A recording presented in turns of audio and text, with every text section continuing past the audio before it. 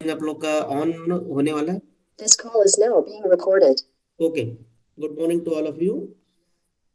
Good morning recording on sir. हो गया है। Morning, morning sir. Sir. Good screen morning. Good morning, sir. Screen share हो रहा है आप लोगों को? No sir. No, sir. अभी यस। देखिएगा। यस। हो रहा है सर। हो रहा है सर। ठीक है, चलिए चलते हैं यात्रा में। नीट परीक्षा आप लोगों को पास करना है, उसके लिए हम लोग को जाना पड़ेगा। सब आप सभी को बहुत बहुत बधाई कि आप लोग अपना अमूल्य समय जो है ना सुबह उठकर आप लोग दे रहे हैं। मतलब आप लोग के साथ जितने भी पढ़ने वाले बच्चे हैं उनसे आप लोग 2 कदम आगे हैं। ठीक है, क्योंकि आप अपना सुबह का जो समय है उसको आप लोग दे रहे हैं। ठीक है, तो इसके लिए आप लोग सभी बधाई के पात्र हैं। आज हम लोग चलते हैं, मेरा डेमो क्लास होगा। तो आज हम लोग पढ़ेंगे एडॉप्शन का। ठीक है, एडॉप्शन है, थोड़ा सा हम लोग देखेंगे कम्युनिकेशन, फिर थोड़ा सा प्रोग्राम। ठीक है, क्योंकि डेमो है तो उसे मुझे सब चीज अपना बताना पड़ेगा कि मैं कैसे पढ़ाऊंगा, क्या करूंगा। ठीक है, नहीं तो क्या हो जाएगा कि आप लोग को लगेगा कि सर कौन सब्जेक्ट पढ़ाएंगे, क्या करेंगे, वो पूरा मैं आप लोग को डिस्कस करता हूँ। तो सबसे पहले मेरा जो रहेगा, मतलब मेरा पीपीटी जब भी रहेगा, मेरा क्लास रहेगा, उसमें सबसे पहले कंटेंट्स रहेंगे। तो इंट्रोडक्शन रहेगा, फिर क्लासेस के बारे में डिस्कस करूंगा। फिर आज के टॉपिक में हमारा pre and post independence programs. आप लोग जानते होंगे कि आजादी के पहले कैसे थे हम लोग और अभी अभी कैसे हैं। ठीक है, फिर 5 ईयर प्लानिंग्स है, फिर कम्युनिकेशन के बारे में पढ़ेंगे, फिर history of ICR and IRI. और लास्ट में मैं आप लोग को डेली, जिस दिन भी क्लास होगा, 2 इंपॉर्टेंट डे और एक इम्पोर्टेंट ईयर, ये मैं आप लोग को डिस्कस करूंगा। फिर जब इम्पोर्टेंट डे और ईयर कंप्लीट हो जाएगा तो प्रोग्राम्स आप लोग जानते होंगे, जैसे मनरेगा है, एनएआईपी है। तो ये प्रोग्राम ना इतने सारे हैं कि मतलब गागर में सागर वाला कहानी है। मतलब बहुत सारे हैं, और कौन सा एग्जाम में आता है कौन सा नहीं आता। तो ये मेमोरी बेस्ड जो क्वेश्चन होते हैं हमारे पास, मतलब प्रीवियस ईयर में जो क्वेश्चन आए हुए रहते हैं उसके अकॉर्डिंग में आप लोग को एक दो डिस्कस करते जाएंगे, जिससे वो क्या हो जाएगा, 15-20 क्लास में बहुत सारे हो जाएंगे। ठीक है, तो उसको डेली हम लोग एक साइड बाय साइड अपने टाइम से 2 मिनट निकाल के उसको पढ़ लेंगे। ठीक है, आप लोग को आवाज आ रही है? Yes sir. Yes, sir. Yes, sir. क्योंकि इसमें ना दिक्कत ये है कि मैं स्क्रीन शेयर किया हुआ हूँ ना, तो मुझे कुछ नहीं दिखता कि मतलब आप लोग मुझे देख पा रहे हैं, सुन पा रहे हैं, वो पता नहीं चलता। ठीक है, इसलिए बीच बीच में आप लोग मुझे बताते रहिएगा। तो सबसे पहले मैं आप लोगों को बोला था कि मेरे क्लास में मोटिवेशनल कोट होता है। तो पहला आज का मोटिवेशनल कोट है, the difference between school and life. In school you are taught a lesson and then given a test, but in life you are given a test that teach you a lesson. Tom Bodett ने कहा है कि जो school life होता है और एक हमारा लाइफ जो जीवन चल रहा है और स्कूल, तो स्कूल कॉलेज में क्या होता है कि पहले आपको पढ़ाया जाता है, उसके बाद परीक्षा होता है। लेकिन जीवन में क्या होता है, पहले आपका परीक्षा हो जाता है, उसके बाद आपको उसका अध्याय समझ में आता है कि हाँ इसको ऐसा करना था। ठीक है, तो अभी भी आपके पास बहुत अच्छा समय है। आप अपने परीक्षा जो चल रहा है आपको उसको समझिए कि हमको नेट का प्रिपरेशन करना है, कैसे करना है, क्या करना है, वो बहुत जल्दी आप लोग अवेयर हुए हो। ठीक है, सब बधाई के पात्र हो आप लोग कि आप लोग जल्दी अवेयर हो गए हो। तो आप लोग का नेट, एसआरएफ, आईजी के वी सीईटी, जेन के वी सीईटी, कोई सा भी आप एग्जाम देंगे सबका सिलेबस सेम है। मैं आपके साथ बैठा हुआ हूँ, ठीक है, उसको कंप्लीट करने में। ओके बच्चों, चले मोटिवेशनल कोट के साथ आगे बढ़े। Yes sir. हाँ, Yes, sir. अब मेरा जो क्लासेस रहेंगे उसका मैं शेड्यूल आप लोग को बता रहा हूँ कि मैं कौन कौन से यूनिट का टॉपिक लूंगा। तो फर्स्ट यूनिट है हम लोग का fundamental of extension and communication. आप लोग सभी के पास सिलेबस है नेट का? Yes, sir. Yes, sir.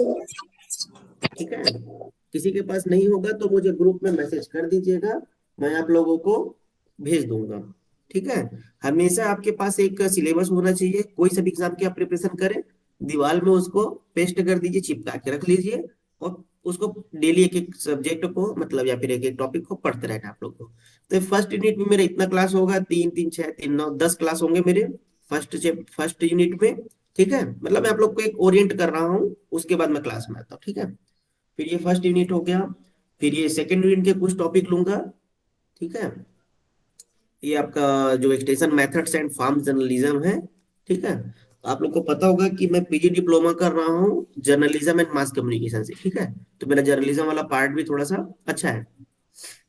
फिर उसके बाद हम लोग आएंगे थर्ड यूनिट में, उसमें है आपका ICT, information communication and technology. इसमें आईसीटी टूल्स क्या होता है, ई लर्निंग। और ये जो आईसीटी जो सब्जेक्ट है, इसका ना कोई आदि ना अंत कुछ नहीं है। ठीक है, ये आईसीटी बहुत बड़ा है। मतलब कब कहाँ से क्या आ जाए कोई नहीं जानता। ठीक है, तो मेमोरी बेस्ड क्वेश्चन रहेंगे ना, उसके साथ डिस्कस करेंगे इसको हम लोग। ठीक है, टॉपिक वाइज चलेंगे, फिर उसके बाद कहाँ से कब आ जाए कुछ नहीं पता चलता है, तो उसको हम लोग लाइन बाय लाइन देखते रहेंगे। फिर थर्ड यूनिट के बाद आ जाएंगे हम लोग सीधा फोर्थ यूनिट जो है ट्रेनिंग एंड डेवलपमेंट, वो सर मैम लोगों का है। फिफ्थ वाला जो है रिसर्च मेथोडोलॉजी, वो भी सर मैम लोग का है। फिर प्रोग्राम प्लानिंग का जो 5 ईयर प्लान है ना, अभी पढ़ाऊंगा आप लोग को। स्वाट एनालिसिस है, एडॉप्शन डिफ्यूजन है, फैक्टर ऑफ एक्टिंग है एडॉप्शन डिफ्यूजन का। और मेरा जो मास्टर्स का रिसर्च है वो भी एडॉप्शन में हुआ है, तो मेरा एक्सपर्टाइज जो है एडॉप्शन डिफ्यूजन में ही है। ठीक है, तो इनोवेशन क्या होता है उसमें मैं फोकस ज्यादा करूंगा। फिर सिक्स्थ यूनिट के बाद आ जाएंगे हम लोग थोड़ा सा एंटरप्रेन्योरशिप में। तो एंटरप्रेन्योरशिप में इंटरनेशनल रिलेशंस होते हैं। सार्क के बारे में जानते हैं क्या आप लोग? सार्क, ब्रिक्स, सार्क के बारे में कोई जानता है? Yes sir. Yes sir. हाँ बताइए क्या होता है सार्क? सर सर शार्क जो शार्क मतलब कि जो जो सक्सेस रेट सक्सेस के लिए रेट के लिए करते हैं ऐसा करते कुछ। हैं। आप लोग नहीं समझ पाए। South Asian association for regional cooperation, मतलब जो हमारा साउथ ईस्ट एशिया जो है ना, जैसे हम लोग साउथ ईस्ट एशिया में आते हैं ना, इंडिया साउथ ईस्ट एशिया में आते हैं ना हम लोग। आप लोग ओरिजिन सुने होंगे, जैसे किसका ओरिजिन है इंडिया में? पिजन पी का है क्या इंडिया में? मतलब जिसका भी हो, तो हम लोग देखते हैं ना साउथ ईस्ट एशिया करके, इंडिया साउथ ईस्ट एशिया में आता है। तो हम लोग का जो साउथ ईस्ट जितने भी देश हैं, जैसे हम लोग का इंडिया है, नेपाल है, इन लोग हैं, क्या बोलते हैं, पाकिस्तान है, श्रीलंका है, मालदीव है, भूटान है, बांग्लादेश है, अफगानिस्तान है, उन लोग का एक ग्रुप बना हुआ है। ठीक है, जैसे आप लोग नाटो देश सुने होंगे, नाटो देश सुने, NATO, USA, UK. Yes sir. हाँ, तो उसी टाइप का इंटरनेशनल रिलेशंस भी हम लोग को पढ़ना है। और ब्रिक्स भी है वैसी। ठीक है, तो ये सब जो आपको जितना भी अदर दिन जो मिलेगा आप लोगों को, वो सब मैं पढ़ाऊंगा। ठीक है, ब्रिक्स का फुल फॉर्म है Brazil, Russia, India, China and South Africa. ठीक है, तो ये आप लोग का क्या बना है, एसोसिएशन है एक। मतलब हम लोग 5 देश मिल करके कुछ निर्णय लेते हैं या फिर कुछ नया करते हैं। ठीक है, तो ये इंटरनेशनल रिलेशंस हो गए। आप लोग इंडिया में बताइए, एग्रीकल्चर रिसर्च एंड एजुकेशन कौन करता है इंडिया लेवल पे? इंडिया लेवल पे ICAR। ठीक है, और वर्ल्ड लेवल पे कौन करता है? वर्ल्ड लेवल भी होना चाहिए ना, वर्ल्ड लेवल में कौन करता है, क्या है उसका नाम? बेझिझक बताइए, नहीं पता होगा कोई दिक्कत नहीं, उसी को सीखने के लिए हम यहाँ बैठे हैं, कोई दिक्कत नहीं। ठीक है, आप नहीं बोलेंगे तो मैं बताने के लिए तो बैठा हूँ क्या। आप लोग बताइए, आप लोग का मैं पहले नॉलेज चेक कर रहा हूँ कि आप लोग का नॉलेज कहाँ तक है, उस हिसाब से मैं मेहनत करूंगा ना। अब पता चल रहा है सर मैं CGIAR को जानता हूँ, आप मत पढ़ाई बोलेगा तो मैं वो भी नहीं पढ़ाऊंगा। लेकिन आपको नहीं पता है तो उसको पढ़ना पड़ेगा। CGIAR जानते हैं? No sir. No sir. हाँ ठीक, तो CGIAR जो है ना, इंटरनेशनल रिसर्च करने के लिए हम लोगों ने क्या बनाया है, सेंटर बनाए हुए हैं। 15 सेंटर है, 15 सेंटर है पूरे वर्ल्ड में। उसमें से एक है हमारा कहाँ, इक्री सेट के बारे में आप लोग जानते होंगे, इक्री सेट, पतंचेरू। अभी मोदी जी वहां जा करके चना के फील्ड में, चिकपी के फील्ड में चना खाए हैं, वीडियो देखे होंगे आप लोग कि नहीं देखे? देखिए सर। हाँ, तो अब वहां पर चना खा दिए हैं, तो ये क्वेश्चन बन सकता है कि वो कौन से फील्ड में खाए, कब गए थे वहां, और क्यों गए थे वहां, आपको पता है? इक्री सेट क्यों गए थे? घूमने थोड़ी ना जाएंगे, कुछ काम होगा तब जाएंगे। हाँ बताइए। 15 ईयर हाँ very good. Golden jubilee golden section है। जुबली। तो जो हम लोग का CGIAR है इंटरनेशनल लेवल पे है। IRI के बारे में जानते हैं, international rice research institute? Yes sir. Yes sir. हाँ, वर्ल्ड क्या बोलते हैं, वर्ल्ड फीस जानते हैं? वर्ल्ड फीस मतलब जो वर्ल्ड लेवल पे फीस के ऊपर काम करते हैं, मलेशिया में है जिसका सेंटर, वो हो गया। International water management institute, international water management institute कहाँ पर है? श्रीलंका में सर। श्रीलंका में सर। Sri Lanka, very good. ठीक है, तो ये इंटरनेशनल लेवल पे 15 सेंटर्स हैं इसके। और ये कब बना था CGIAR? 1971, जब हमारा भारत देश और पाकिस्तान और बांग्लादेश, जब बांग्लादेश का युद्ध हुआ था ना पाकिस्तान के साथ 1971 में, तो CGIAR बना था। फिर CGIAR के जस्ट एक साल बाद क्या बना हमारा, इक्रिसेट बना, जिसका इस साल 50 ईयर्स कंप्लीट हुआ है। तो उसके लिए हम लोग क्या किए हैं, डाक टिकट जारी किए हैं। डाक टिकट समझते हो ना, पोस्ट ऑफिस वाला। Yes sir. ठीक है, 50 ईयर्स हम लोग कंप्लीट किए हैं इक्री सेट का। और मैं आपको परमानेंट बता देता हूँ, छत्तीसगढ़ में या कहीं भी क्वेश्चन हमेशा आता है, क्योंकि इंडिया में इंटरनेशनल लेवल का एक ही इंस्टीट्यूट है, एक ही सेट, इसलिए वो बहुत बनता है क्वेश्चन। फिर जैसे मैं छत्तीसगढ़ की बात करूँ, तो यहाँ पर है NIBSF, national institute of biotic stress management. तो वो नेशनल लेवल का एक ही इंस्टीट्यूट है अपने छत्तीसगढ़ में, तो हमेशा पेपर में पूछा जाता है। ठीक है। और फिर आप लोग जानते होंगे ग्रीन रेवोल्यूशन कहाँ से आया है? सबसे पहले ग्रीन रेवोल्यूशन कहाँ हुआ वर्ल्ड में? Sir Mexico. हाँ, मैक्सिको, डेफिनेटली। और वह कौन काम कर रहे थे? वहां पर काम करते थे हमारे साहब जी का क्या नाम है, father of great revolution? Doctor normal sir doctor E M बोल नहीं, स्वामीनाथन जी वहाँ काम नहीं करते थे, वो तो इंडिया डॉक्टर में थे नॉर्मल ई ना। बोल रहा है। हाँ, डॉक्टर नॉर्मन बोरलॉग जी हैं, वहाँ काम करते थे। फिर उसके बाद हमारे क्या हुए, जो राजा राम त्रिपाठी जी हैं, जिनका भी कोविड की वजह से लास्ट ईयर डेथ हुआ है, वो भी वहाँ काम करते थे। उनको भी पद्म भूषण का अवार्ड दिया गया है भारत सरकार के द्वारा।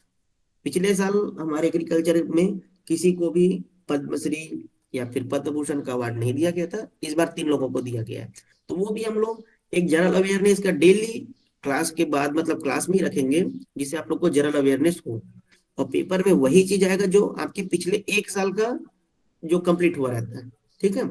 आप लोग को लगता होगा ना कि वैरायटी के बारे में पूछते हैं सर, तो कौन सा वैरायटी होना चाहिए, ऐसे करके तो हम लोग बुक में पढ़ते रहते हैं, रट्टा मारते रहते हैं, वो बुक से नहीं देते भाई। ICR का एनुअल रिपोर्ट है, IGKV का एनुअल रिपोर्ट है, उससे देते हैं हम लोग। और आप लोग को मैं बता दूंगा कि आपको कौन कौन से वेबसाइट को फॉलो करना है, कौन कौन सा ट्विटर चलाना है। ट्विटर हैंडल, आप लोग ट्विटर चलाते हैं? Yes sir. हाँ, ट्विटर चलाते हैं तो आपको मैं बता दूंगा कौन कौन से उसको फॉलो करना है। और इंस्टाग्राम चलाते हैं तो भी बताऊंगा, और फेसबुक। ठीक है, दोस्त यार लोग से अब आप लोग का काम करना बंद कर दीजिए, दोस्त लोग का रील्स देखना, ये सब टाइम वेस्ट अब बंद कर दीजिए। यूट्यूब भी आप चलाएंगे, लेकिन मैं बताऊंगा यूट्यूब को चलाना कैसे। ठीक है। मैं अपना यूट्यूब आप लोग को दिखाऊंगा कि मैंने कितने वीडियोस उसमें देखे अभी तक टोटल, एग्रीकल्चर से रिलेटेड ना, पढ़ाई से रिलेटेड, बाकी नहीं। ठीक है, तो वो भी हम लोग पूरा देखेंगे। फिर उसके बाद आ जाएगा हम लोग का 9th वाला जो यूनिट है, इसको पूरा ही पढ़ाऊंगा मैं। आप लोग का जितने ही प्रोग्राम्स है ना, NATP national agriculture technology project, NAIP, आप लोग को एक जनरल क्वेश्चन पूछ रहा हूँ। हम टेक्नो NATP पहले आया कि NAIP? नेशनल, देखो सबसे पहले फुल फॉर्म पता करो क्या होता है। NATP और NAIP का फुल फॉर्म बताओ। नेशनल सर NATP का नेशनल एग्रीकल्चर टेक्नोलॉजी प्रोजेक्ट और NAIP का नेशनल एग्रीकल्चर इनोवेशन प्रोजेक्ट। ठीक है, प्रोजेक्ट और प्रोग्राम में क्या अंतर है, वो जानता है? बताइए। प्रोजेक्ट और प्रोग्राम दोनों एक है कि अलग अलग है? सर नहीं ये पता तो होगा तो टेक्नोलॉजी। मैं आप लोग के लिए बैठा हूँ यहाँ, कोई दिक्कत नहीं। ठीक है, बताओ। क्योंकि डेमो है इसलिए मैं सब चीज का डिस्कस कर रहा हूँ ना। ठीक है, नहीं तो फिर क्या होता कि मैं क्लास लूंगा भी, मेरा क्लास चल ही रहा है, बताते जाइए। क्योंकि मैं जब तक आप लोग का नॉलेज को नहीं पता करूंगा किस लेवल पे पढ़ाना है, तब तक मैं आप लोग को नहीं पढ़ा पाऊंगा। ठीक है, तो इसलिए कि आप लोग बेझिझक बताते जाइए। बताइए, प्रोजेक्ट और प्रोग्राम में क्या अंतर होता है, या दोनों शब्द एक ही है, जल्दी बताओ। बताइए ना। देखिए, प्रोजेक्ट जो होता है शॉर्ट टर्म के लिए होता है, या फिर उसका एक डेट डिसाइड होता है कि हम इसको इस साल से इस साल तक चलाएंगे। ठीक है। और प्रोग्राम जो है ना, वो रनिंग कंटिन्यूअस कर सकते हैं उसको। ठीक है, मतलब प्रोग्राम जो है वो चलते रहता है। मनरेगा के बारे में जानते हैं? Mahatma Gandhi national rural employment guarantee act, yes sir.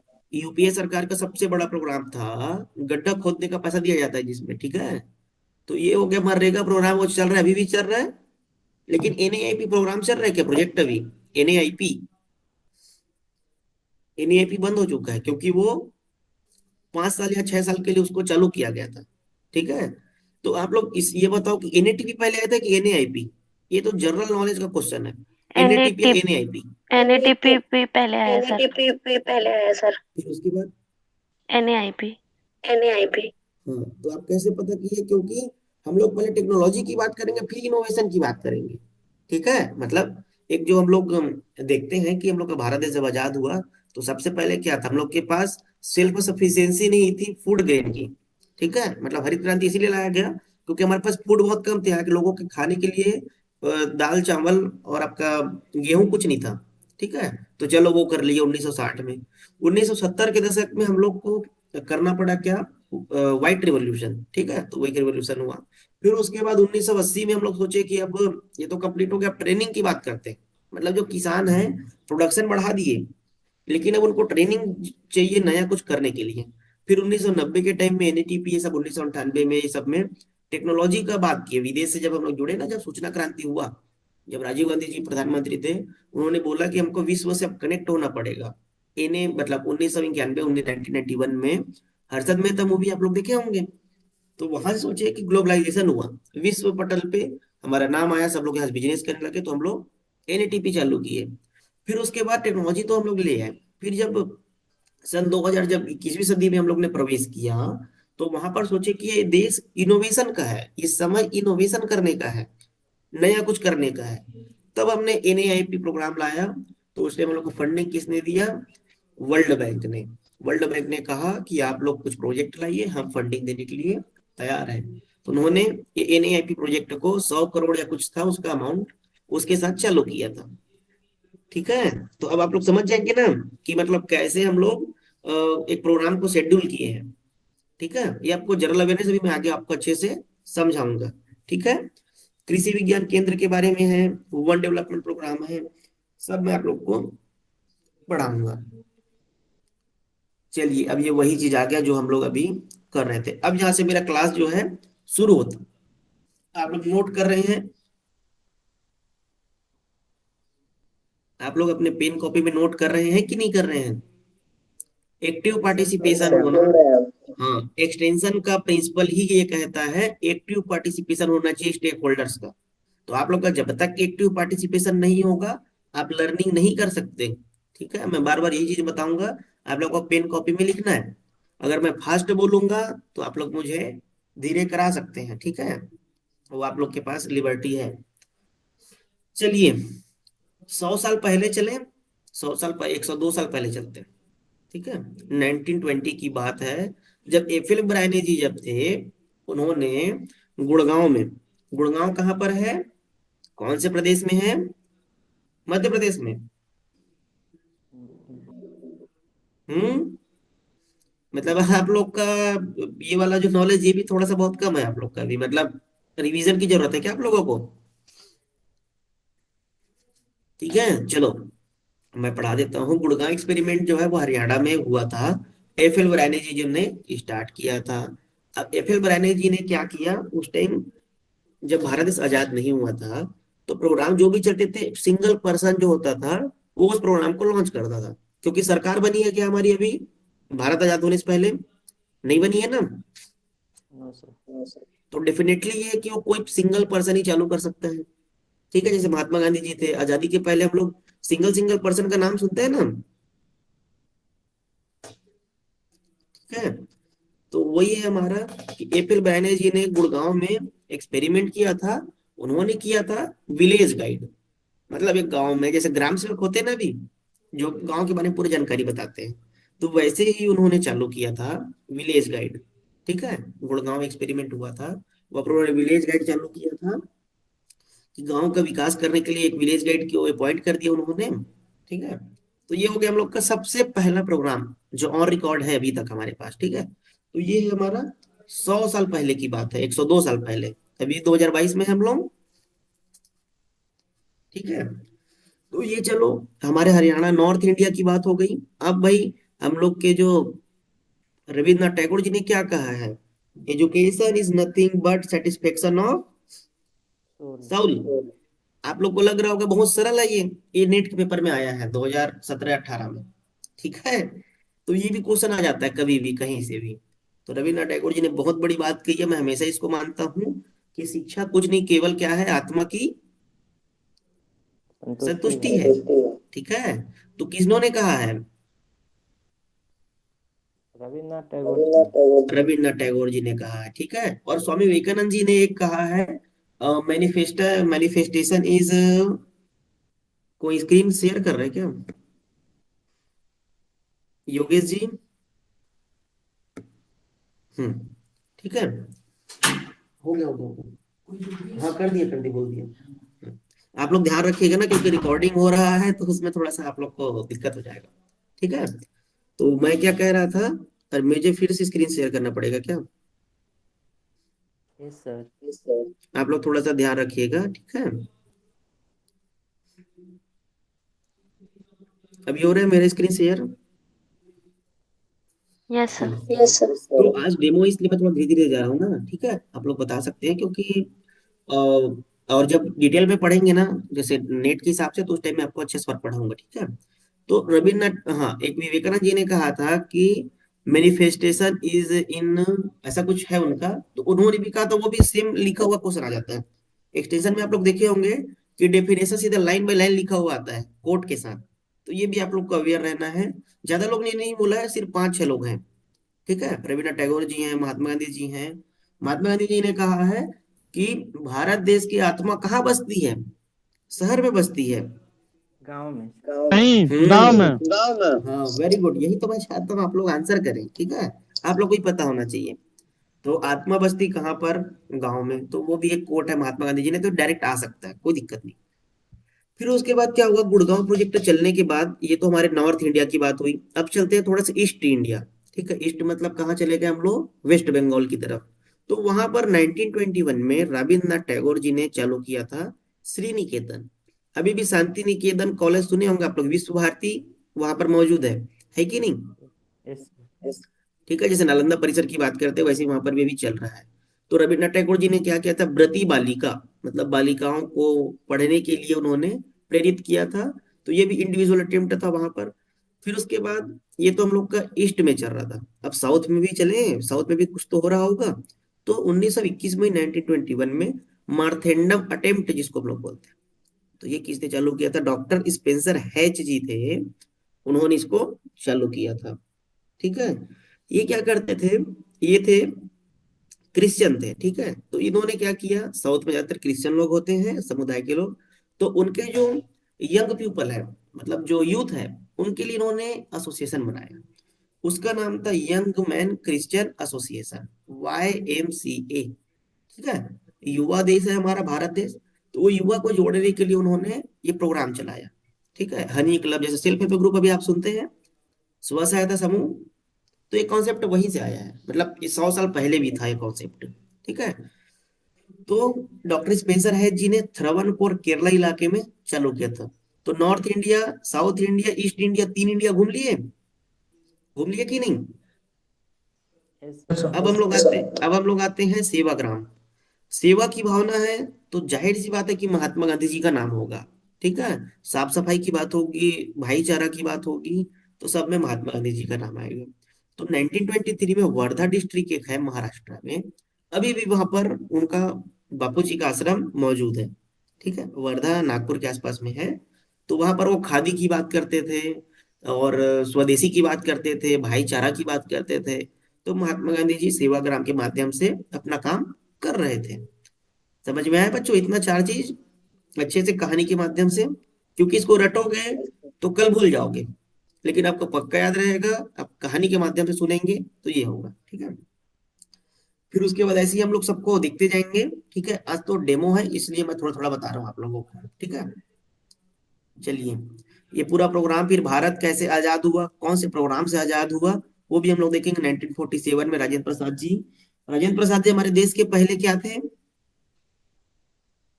बताओ, जनरल नॉलेज का फिर क्वेश्चन। डॉक्टर राजेंद्र प्रसाद जी जो थे, राष्ट्रपति, राष्ट्रपति बनने से पहले कुछ और थे, अब बताओ। चलो हिंट दे दिया। कृषि मंत्री। हाँ, वेरी गुड, ठीक है, वो पहले कृषि मंत्री थे। भारत का संविधान कब बना है? 1950 में। तो 1950 में राष्ट्रपति बने हैं। उससे पहले क्या था, अपने पास कुछ नहीं था। 1947 से, पहले अंतरिम हाँ अंतरिम था, वही सरकार तो में बोल रहा हूँ, मंत्री। मतलब सरकार नहीं था, तो इसलिए उनको कृषि मंत्री बनाया गया था 1947 में, ठीक है। तो जाहिर सी बात है, जब हमारा भारत देश बेगिंग बाउल था पहले। बेगिंग बाउल मतलब क्या होता है, मतलब कटोरा लेकर के हम लोग बैठे हुए थे, ठीक है। अपने पास अन्न नहीं था, दाल चावल रोटी नहीं था अपने पास ज्यादा, प्रोडक्शन अच्छे से नहीं हो पाता था, क्योंकि हाइब्रिड वैरायटी नहीं थे, प्रोडक्शन टेक्नोलॉजी नहीं था, क्योंकि देश बहुत बड़ा था। ठीक है, तो वो हुआ। फिर उसके बाद ग्रो मोर फूड कैंपेन चला, कि ग्रो मोर फूड मतलब अधिक उत्पादन करो फूड का। ठीक है, फिर उसी का परिणाम था कि हम लोग का कम्युनिटी डेवलपमेंट प्रोग्राम चला, भारत देश आजाद हुआ, फिर उसके बाद सरकार बनी, सरकार में 5 ईयर प्लान आए। ठीक है, वो एक प्रक्रिया चलती है, उसको हम लोग देखते जाएंगे। इतना समझ में आया ना? मतलब हम लोग का जो प्रोग्राम वाला रहेगा उसका, मेरा पढ़ाने का स्टाइल यही रहेगा। ठीक है, कहानी के माध्यम से पढ़ेंगे। जैसे ये अभी मैं सेवाग्राम बताया था, ये दिख रहा है आप लोग को Sevagram? Yes sir. Yes yes sir. मैं आपको सही सीधा वही लेके चले गया हूँ, सेवाग्राम में ही सीधा। ठीक है, महाराष्ट्र 1923, वो लोकेशन वर्धा, स्वदेशी की बात करते थे, आत्मनिर्भर खादी की बात करते थे। फिर इनको तो आप जानते हो, रविन्द्रनाथ टैगोर जी को। ठीक है, तो इन्होंने क्या प्रोग्राम चालू किया था, श्री निकेतन वेस्ट बंगाल में भर्ती बालिका। ठीक है, तो जब अपना मेन क्लास होगा तो उस टाइम में और आपको अच्छे से समझाऊंगा उसको मैं। ठीक है, फिर ये मार्थेंडम देखिए, यहाँ पर जो व्यक्ति हैं यही है डॉक्टर स्पेंसर हैच। ठीक है, ऊंट में बैठे हैं कि घोड़े में बैठे हैं? सर।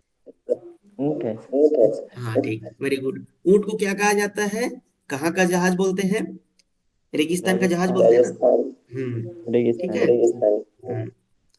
तो ये हो गया, ये कैसे क्या हुआ वो पूरा हम लोग बता देंगे, आप मैं बताऊंगा आप लोग को। फिर अब भारत देश को आजाद कर दिए। ठीक है, तो मैं आपको बताया ना, जब तक संविधान नहीं बना तब तक सरकार चल सकती है क्या? नहीं चल सकती। तो भाई नया नया भारत देश आजाद हुआ था, 200-300 साल बाद आजाद हुआ था।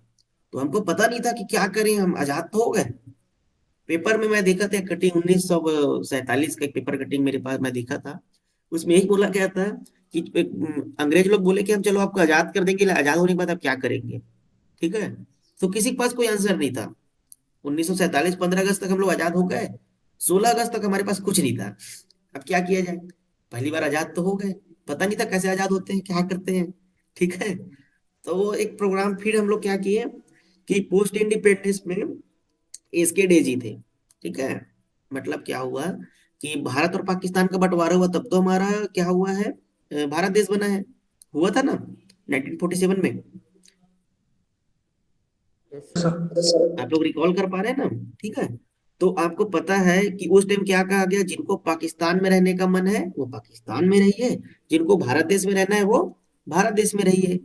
तो अब क्या हुआ कि अब एक ऐसा जगह है हमारा, कहाँ, नीलोखेरी, जहां पर महाभारत के युद्ध हुआ है, कहाँ, कुरुक्षेत्र में। कुरुक्षेत्र में युद्ध हुआ है, तो बहुत बड़ा क्या था, मैदान था, तो वहां से पाकिस्तान भी पास था और भारत भी पास था। तो एसके डे जी वहां पर ना क्या हुआ, जो मजदूर मंजिल बनाए, मतलब क्या किए, मजदूर लोगों के लिए एक एरिया बनाए, जहां पर जो शरणार्थी होते ना, तो पाकिस्तान से 7,000 लोग आए थे इंडिया, और इंडिया से पाकिस्तान गए थे। तो उनको रहने के लिए मतलब एक एरिया बनाया, उनका नाम था नीलोखेरी एक्सपेरिमेंट। ठीक है, नीलोखेरी अभी भी मौजूद है, एक शहर का नाम है। तो एसके डे जी ने 1948 में पहला पोस्ट इंडिपेंडेंस प्रोग्राम है ये, आजाद होने के बाद। ठीक है, तो पाकिस्तान के जो रिफ्यूजी थे उनके लिए इन्होंने किया था। ठीक है, मजदूर मंजिल, आप लोग यहाँ पर रहिए, काम करिए, खाना पीना खाइए, फिर कुछ दिन बाद नॉर्मल हो जाएंगे तो अपने अपने आप देश आप लोग जा सकते हैं। ठीक है, आपको पता है कि हमारे जो मनमोहन प्रधानमंत्री जी हैं वो पाकिस्तान में जन्म लिए थे, आपको पता है? No sir. जो नरेंद्र मोदी जी हैं वही बस भारत के आजाद होने के बाद के पीएम है, बाकी जितने भी थे वो बंटवारा नहीं हुआ तो उस टाइम के हैं। ठीक है, तो वो एक याद करने का तरीका है और कुछ नहीं है। ठीक है, फिर उसके बाद हमारे अल्बर्ट मेयर जी आते हैं। ठीक है, मेयर का मतलब क्या होता है, जैसे आप लोग देखते हैं नगर पालिका, नगर निगम, महापौर जिसको बोलते हैं। ठीक है, यस सर। तो ये अल्बर्ट मेयर जी जो थे ना, ये हमारे कहाँ के थे, यूएसए के थे, यूएसए। तो उस टाइम क्या था, पंडित जवाहरलाल नेहरू जी हमारे प्रधान, पहले क्या थे, पहले प्रधानमंत्री थे ना, यस इनके सर। हाथ में बागडोर थी। तो उन्होंने क्या बोला, एक सपनों का गांव बनाओ। ठीक है, क्या बनाओ, सपनों का गांव बनाओ, इटावा क्षेत्र में। इटावा जो है अपना यूपी में है, इटावा। Yes sir. तो उन्होंने ना अपने दोस्त से, यूएसए से उनको बुलाया कि आप आओ भाई साहब, और ना एक बढ़िया सा शहर बनाओ, मतलब एक गांव बनाओ, जहां पर लोगों को मतलब हर चीज की सुविधा होनी चाहिए, रिकंस्ट्रक्शन करना है, रिहेबिलिटेशन करना है, विलेज लेवल वर्कर बनाने हैं। तो वो एक सपनों का शहर बनाओ, वो मतलब गांव बनाओ करके उन्होंने बनवाया। ठीक है, 1948 में, क्योंकि उस टाइम भारत देश आजाद हुआ था, तो उनको मॉडल पेश करना था। आप लोग जैसे जानते हैं कि छत्तीसगढ़ में नया रायपुर बना है, एक नया शहर बसा है ना नया रायपुर में, जो रायपुर के हम लोग जान जाएंगे, यस सर। परिवेश। Yes sir. ठीक है। सर तो ये उन्होंने बनवाया था, तो यूएसए से अल्बर्ट मेयर जी को उन्होंने बुलाया था। और ये आर्किटेक्चर थे, गांव या शहर बनाने में इनको बहुत ख्याति प्राप्त था। ठीक है, तो उन्होंने इटावा पायलट प्रोजेक्ट चलाया। ठीक है, पायलट और प्रोजेक्ट मतलब कुछ दिनों के लिए था। प्रोजेक्ट है मतलब इन आपके दिमाग में पहले आ जाना चाहिए, प्रोजेक्ट मतलब ये इसका एंडिंग पॉइंट है, मतलब 2017 से 18 चलेगा या 20 से 22 चलेगा, एक पर्टिकुलर डेट होता है प्रोजेक्ट का। सब ठीक है, पर्टिकुलर टाइम। हाँ। फिर हम आ जाते हैं भूदान मूवमेंट। अब हमारे देश में क्या हुआ, जब भारत देश आजाद हुआ ना, तो जो पाता था वो क्या करता था, जमीन को घेर लो जितना मन में आ रहा है। हुआ था कि नहीं हुआ था भाई? किसी को कुछ पता नहीं था ना, कुछ सरकार और का कुछ कहानी समझ में ही नहीं आ रहा था अपने को। तो हमने क्या किया, भूदान मूवमेंट चला। अब भूदान मूवमेंट क्या होता है, भूदान मतलब जमीन का दान, भू मतलब जमीन, दान मतलब जमीन को दान करना, और मूवमेंट मतलब होता है अपना कुछ आंदोलन हो जाता है। ठीक है, तो 1951 में विनोबा भावे जी थे, संत विनोबा भावे जी, इनके नाम पे हम लोग का छत्तीसगढ़ में कॉलेज है, एग्रीकल्चर कॉलेज पाटन का। ठीक है, उनके नाम पे रखा गया है। तो तेलंगाना में ये क्या करते थे, जिसके पास ज्यादा जमीन है छोटे किसानों को दे दो। ठीक है, पहले जमींदारी प्रथा होती थी, आप लोग को पता होगा, जमींदारी प्रथा जानते हैं आप लोग? Yes sir. ठीक है, मतलब बहुत सारा जमीन रखते थे जो बड़े बड़े साहूकार होते थे, या गौटिया जिसको बोलते हैं गांव में हम लोग के क्षेत्र में। ठीक है, मंडल गौटिया ऐसा कुछ वर्ड यूज किया जाता है, आप लोग के एरिया में अलग अलग होगा। तो उसी में ही तो काम करके जो हमारे चौधरी चरण सिंह जी जो थे, किसानों के मसीहा, वो भी तो जमीन से विवाद से ही लड़ करके विश्व पटल पर आए थे, प्रधानमंत्री भी बने थे वो। जैसे अभी किसान लोग का जो आंदोलन हो रहा है, उसके लीडर अभी कौन है, ज्यादातर कौन दिखते हैं, टिकैत जी दिखते हैं, किस टिकट। राकेश टिकैत जी दिखते हैं ना। तो वैसे ही उस टाइम में जब भारत देश आजाद हुआ था, 90 मतलब 1960 के टाइम का, 1960-70 के दशक की बात है। तो उस टाइम हमारे किसानों के मसीहा जिनको हम लोग कहते हैं, चौधरी चरण सिंह जी मेरठ के रहने वाले थे। वो भी इसी को मतलब एग्रीकल्चर में बहुत अच्छा उन्होंने काम किया था। ठीक है, तो ये हुई हमारे पोस्ट इंडिपेंडेंस थोड़े थोड़े कहानी। फिर अब हम लोग का भारत देश का सरकार बन गया, 1951-50 में बन गया ना, संविधान 1950 में लागू कर दिए। मतलब अपना अब हम लोग का मुख्यमंत्री होगा, हम लोग का प्रधानमंत्री होगा, हमारा राष्ट्रपति होगा, हमारे संविधान बन गए। ठीक है, कंप्लीट हो गया। अब जो सिस्टम से काम चलेगा ना, मतलब कोई पर्सनल आदमी काम नहीं करेगा। अब किसकी रिस्पॉन्सिबिलिटी आ गई, गवर्नमेंट की आ गई। तो जो ग्रो मोर फूड कैंपेन जो चलाए थे ना, उसकी एक कमेटी बनाई गई, समिति बनाई गई। जैसे आप लोग को पता है ना, हम लोग का क्या हुआ था कि अभी जो कृषि कानून जो बनाए थे तीन, उसको फिर से बनाने के लिए कमेटी बनाई गई है ना, कि इसमें क्या कमी उसको देखिए, फिर हम इसको आगे करते हैं करके बनाए ना कमेटी, समिति। Yes sir. जैसे केवीके बनाने के लिए समिति बनाई गई थी, पंचायती राज के लिए बलभद्र मेहता जी की कमेटी थी, तो ऐसी कमेटी बना था। उन्होंने कहा कि हम एक एक गांव में जाके विकास नहीं कर सकते। उस टाइम ऐसा नहीं था कि दिल्ली से आप एक फोन करेंगे और उसके बाद गांव में सीधा किसानों के पास फोन आ जाएगा, उनको पैसा मिल जाएगा। ऐसा होता था क्या उस टाइम? उस टाइम कोई कम्युनिकेशन का साधन नहीं था। तो उन्होंने क्या किया, community development program CDP, 55 CDP, Bharat देश को कितने भागों में बांट दिया हम लोग, 55 सीडीपी में, 55 में। ठीक है, पूरे भारत सरकार ने 15 सीडीपी में भारत देश को बांट दिया। फिर उसके बाद क्या किया, उसको 2 अक्टूबर 1952, आपको पता है कि उस टाइम कांग्रेस का शासन था, तो कांग्रेस और बीजेपी कोई भी हो, महात्मा गांधी जी को सब लोग मानते हैं। तो कोई प्रोग्राम को लॉन्च करने का सबसे अच्छा दिन कौन हो सकता है, 2 अक्टूबर ही हो सकता है। भाई हम गांव की विकास करने जा रहे हैं, सामुदायिक विकास करने की बात कर रहे हैं, तो गांधी जी के जयंती से अच्छा दिन नहीं हो सकता। तो 2 अक्टूबर 1952 को हम लोगों ने पहला प्रोग्राम चालू किया, भारत सरकार ने। ठीक है, 55 सीडीपी में। फिर बाद में उसको पूरे भारत देश में लागू किए, मतलब 55 सीडीपी उन लोगों ने डिसाइड किया था पायलट प्रोजेक्ट के रूप में। ठीक है, तो ये हो गया। फिर ये ना बहुत अच्छा सक्सेसफुल हो गया प्रोग्राम। फिर कुछ नए आईएएस आए, वो लोग बोले कि सर इसका नाम कम्युनिटी डेवलपमेंट प्रोग्राम को हटा करके हम करते हैं नेशनल एक्सटेंशन सर्विस। अब साइंटिफिक नेम नजर आ रहा है आप लोगों को, नेशनल एक्सटेंशन सर्विस, थोड़ा लग रहा है अच्छा नाम, यस सर। नाम अच्छा। हाँ, तो एक साल बाद 1953 में 2 अक्टूबर को गवर्नमेंट ऑफ इंडिया ने नेशनल एक्सटेंशन सर्विस चालू किया। ठीक है, फिर उसके बाद क्या होता है कि आप लोग को पता होगा कि जवाहरलाल नेहरू जी ने कहा था या फिर राजीव गांधी जी ने कहा था कि हम केंद्र से 1 रुपए भेजते हैं तो लोगों को जिनको पहुंचना चाहिए, बेनिफिशियरी स्टेक होल्डर है, उनको मात्र 11 पैसा पहुंचता है। बाकी के 89 पैसे जो है वो कहाँ जाता है, पता चलता था क्या पहले? अभी ऑनलाइन जमाना है, डीबीटी का माध्यम है, तो वहां से मोदी जी एक बटन दबाते हैं और प्रधानमंत्री जी फिर सीधा किसानों के खाते में पैसा आ जाते हैं ना, अकाउंट में। पहले ऐसा नहीं था। ठीक है। तो फिर उन्होंने कहा कि हम दिल्ली में बैठ करके किसी भी गांव का विकास नहीं कर सकते। ठीक है। आप एक एक्सटेंशन की बुक है, वो हिंदी में है। ठीक है, उमेश सिंह की। उसको आप पढ़ेंगे ना हिंदी में, इतना इंटरेस्टिंग बुक है, दुनिया में सबसे अच्छा बुक मेरे को वही लगा। और मैं जब 2014 में जब मैं मतलब एग्रीकल्चर लिया था, तो सबसे पहला बुक मैं वही पढ़ा था, कृषि प्रसार प्रशिक्षण एवं प्रबंधन। उसको इतना इंटरेस्टिंग लगा, मेरे एक्सटेंशन सब्जेक्ट बहुत अच्छा लगा मेरे को। ठीक है। तो उसमें यही बताया गया है कि उस टाइम हम सोचे कि दिल्ली में बैठ करके मैं गांव का विकास नहीं कर सकता एसी में बैठ करके। तो गांव का विकास, गांव का समस्या कौन जान सकता है? गांव के लोग जान सकते हैं। Yes sir. तो इसलिए हम लोगों ने क्या किया, बलवंत राय मेहता जी को बुलाए, यहाँ पे एक कमेटी बनाओ, और उसके बाद पंचायती राज की स्थापना किया उन्होंने। क्या किया? पंचायती राज। ठीक है। Democratic decentralisation. डेमोक्रेटिक मतलब होता है लोकतांत्रिक, डिसेंट्रलाइजेशन मतलब होता है विकेंद्रीकरण। मतलब सेंट्रलाइजेशन को उल्टा कर दिए कि गांव का निर्णय है, गांव के लोग लेंगे, 5 लोग मिलकर के, इसलिए पंचायती बोलते हैं इसको। 5 लोग मिलकर के अपने गांव में आप लोग विकास करिए, हम आपको पैसा भेज रहे हैं ऊपर से, क्या क्या असिस्टेंट चाहिए हम भेज रहे हैं। ठीक है। तो पंचायती राज 1957 में पायलट प्रोजेक्ट हम चलाया गया। कहाँ चलाए थे इसको? जो हम लोग का राजस्थान है ना, नागौर डिस्ट्रिक्ट, वहां पर इसको चला करके देखे। वहां पर सक्सेसफुल हो गया। तो 1959 में 2 अक्टूबर को फिर से पूरे भारत देश में इसको हम लोग क्या कर दिए, लागू कर दिए। बहुत अच्छा चीज है ये पंचायती राज इंस्टीट्यूट। फिर क्या होता है, अब चालू कर दिए, बहुत अच्छा सक्सेस हुआ।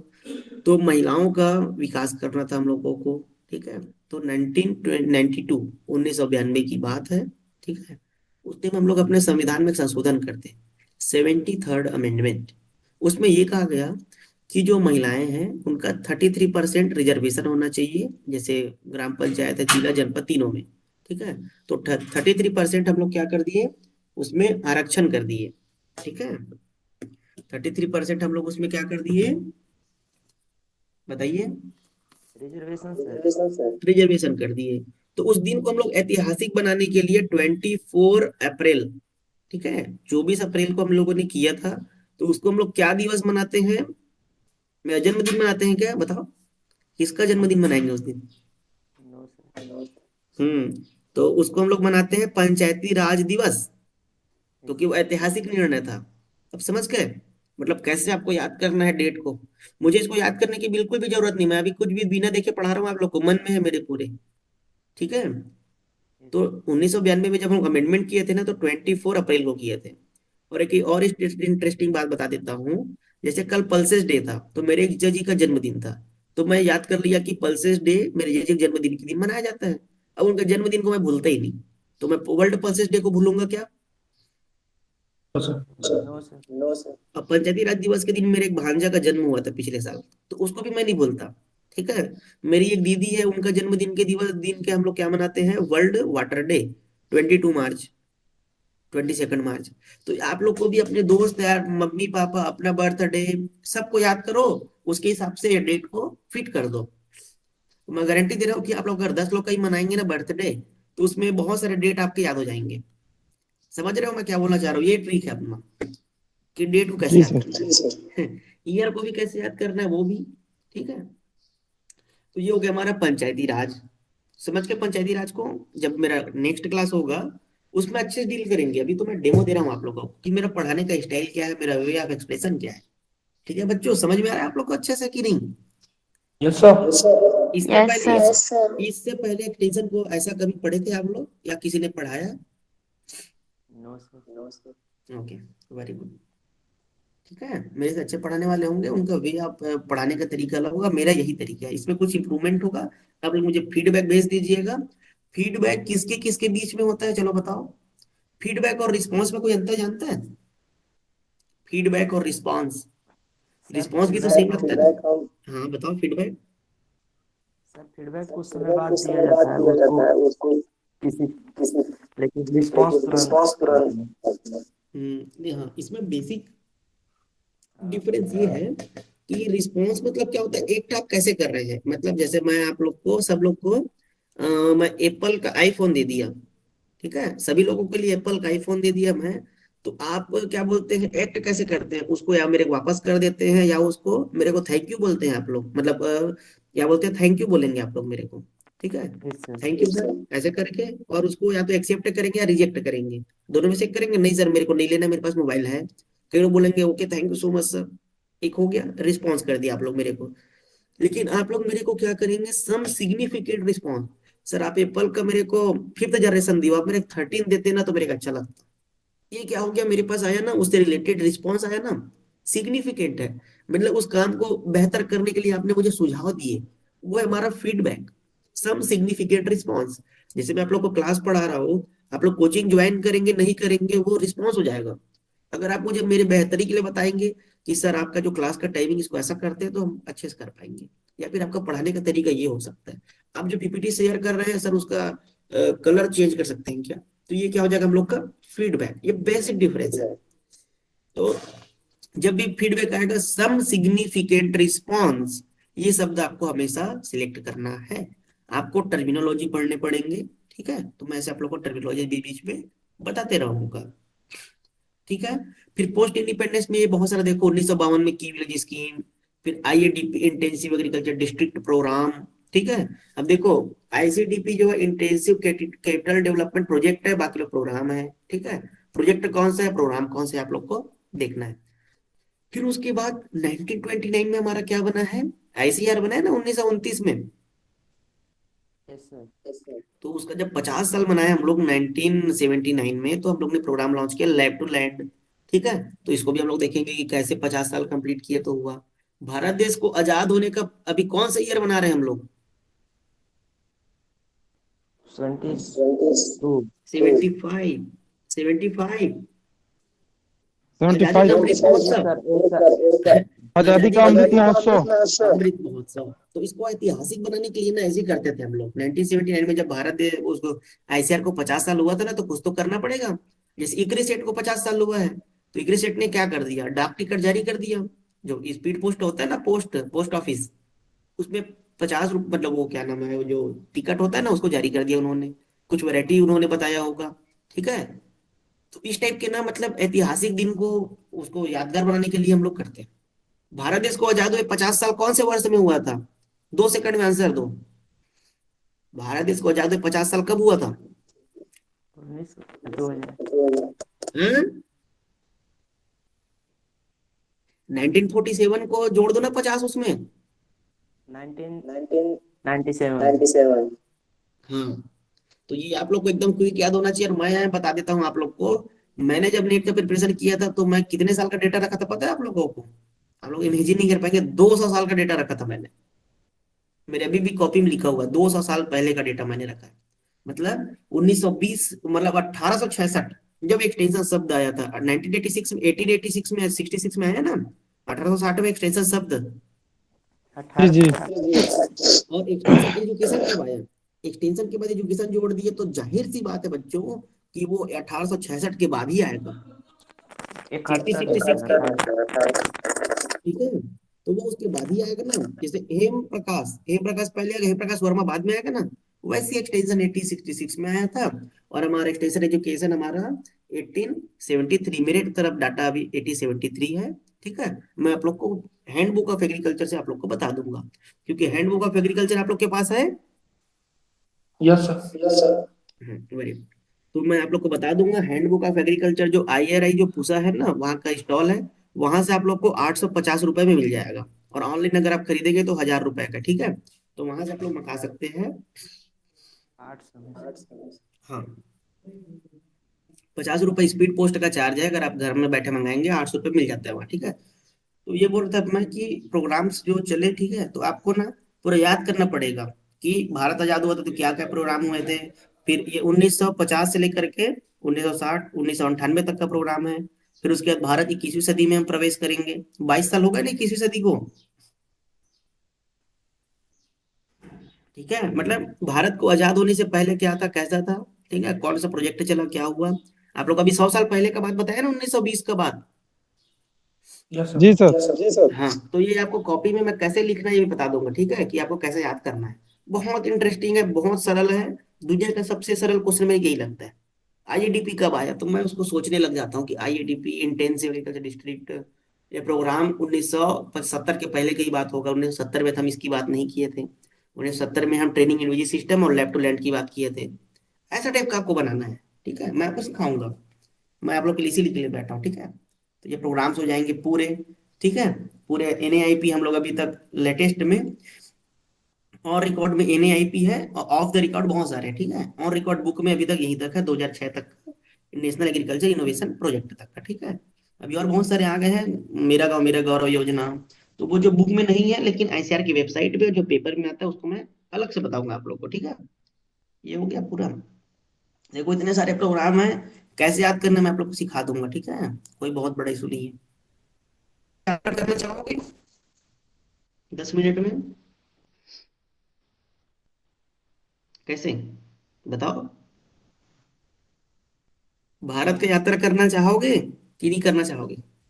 Yes sir. बाकी लोग?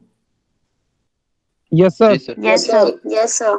जब यूपीएससी का जो पेपर होता है ना, उसमें टीना डाइवे जी थी, वो का क्या थी, टॉपर थी, ठीक है। उन्होंने ये कहा था कि अगर आपको किसी भी एग्जाम की तैयारी करना है तो पहले भारत देश को जानो। कोई भी क्वेश्चन ऐसे ही नहीं आता, कुछ कारण होता है तब आता है। जैसे बताया ना, इक्की सेट कब बना, उस कैसे रेज हुआ, क्योंकि वहां मोदी जी जाकर के क्या किए थे, वहां चना खा दिए थे फील्ड में। तो भाई मार्केट में, मीडिया में तो फैल गया ना पूरा। तो अब पेपर जब सेट करने वाला बैठेगा तो वो उसी क्वेश्चन को देखेगा ना जो फेमस रहेगा, पूछेगा कि नहीं। आप समझे मेरी बात। तो आपको पूरा 1 साल का जो यात्रा मैं आप लोग को बताया ना, नेट प्रिपरेशन करने की यात्रा, तो उस सब में आपको ये सब ध्यान देना पड़ेगा, ठीक है। और कैसे ध्यान देना पड़ेगा मैं आप लोग को बता दूंगा, ठीक है। अब ये नहीं कि सब मोदी जी कहाँ जा रहे हैं पता चल रहा है, दिन भर फोकस उन्हीं को देख रहे हो कि मोदी जी आज छत्तीसगढ़ आए थे, ये किए थे, ऐसा नहीं देखते रहना है ना। अपने को अपना क्या पढ़ना है, कब पढ़ना है, कितने मात्रा में पढ़ना है, ये आपको पता होना चाहिए, ठीक है। मैं पता जब आपका स्वाट एनालिसिस जब आप लोग को कराऊंगा ना, अभी मेरा जब अगला क्लास हो जाएगा स्वाट एनालिसिस करा दूंगा, ठीक है। और आप लोग को 5W1H भी बता दूंगा, ठीक है। तो जिससे आपको पता चल जाएगा कि क्वेश्चन कैसे पूछा जा जाता है और क्वेश्चन को टैकल कैसे किया जाता है, ठीक है। क्वेश्चन से घबराना नहीं है आपको। भाई आपका क्वेश्चन दिया हुआ है, उसका आंसर 4 दिए हुए हैं ना आपको, ठीक है। अंधेरे में तीर मारने की कोई जरूरत नहीं, बस दिमाग लगाओगे ना। तो मैं आप लोग को गारंटी दे रहा हूँ कि आप लोग का पहले जो परसेप्शन था पूरा चेंज हो जाएगा। मेरे पास जब भी क्वेश्चन आता है ना, मैं डरता नहीं हूँ, चाहे कोई से भी क्वेश्चन हो, बनाने का कोशिश करना है। और उसको आप बना लेंगे, 2 मिनट ब्रेन स्टॉर्मिंग करेंगे, आपका आंसर आ जाएगा, कैसा भी सवाल हो, ठीक है।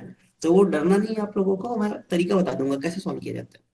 तो ये है हमारा 5 ईयर प्लान। भारत देश ने जब आजाद हुए तो हमने क्या यात्रा किया है। यात्रा में ये है कि हम पहले क्या थे, कटोरा लेकर के खड़े हुए थे, ठीक है। मतलब किसके लिए, हम लोग दूसरे देश से क्या करते थे, इंपोर्ट करते थे, आयात करते थे, अमेरिका के साथ, बहुत सारे देशों, मैक्सिको के साथ। फिर एक दिन ऐसा आया कि हम अभी टॉप 10 एक्सपोर्टर हैं। आप लोगों को पता होगा, न्यूज पढ़ते होंगे, आप सुनते होंगे, तो टॉप 10 एक्सपोर्टर हैं हम लोग भारत देश में, मतलब विश्व में। तो हम लोग एक्सपोर्ट करने लग गए हैं, बताओ कहाँ से कहाँ पहुंच गए। 75 सालों में हम लोग बेकिंग बाउल से लेकर के सेल्फ सफिशियंसी हो गए। सेल्फ सफिशियंसी होने के बाद हम लोग एक्सपोर्ट भी करने लग गए, सरप्लस हो गया, ठीक है। तो ये कैसे यात्रा हुआ ये देखते हैं। जब पंचवर्षीय योजना बना 1951 में, तो 5 साल के लिए बना 1951 से 56 में। तो सबसे पहले हम लोग को ध्यान देना था, भारत आजाद हुआ तो सबसे पहले भैया आप लोग एग्रीकल्चर पे और इरिगेशन पे, ये पेपर में नेट में आया था कि फर्स्ट 5 ईयर प्लान में कौन सा फोकस एरिया था, एग्रीकल्चर एंड इरिगेशन करके आया था। तो नेट में कैसे पूछेगा, एग्रीकल्चर दिया था पहला ऑप्शन, दूसरा इरिगेशन, तीसरा इंडस्ट्रियलाइजेशन, फोर्थ था एग्रीकल्चर एंड इरिगेशन। क्या आएगा आंसर बताओ। क्वेश्चन को समझे कि नहीं आप लोग।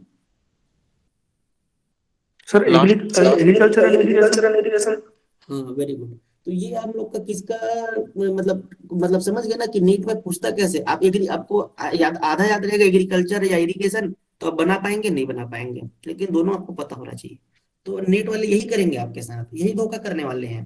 ठीक है, तो ये आपको देखना है।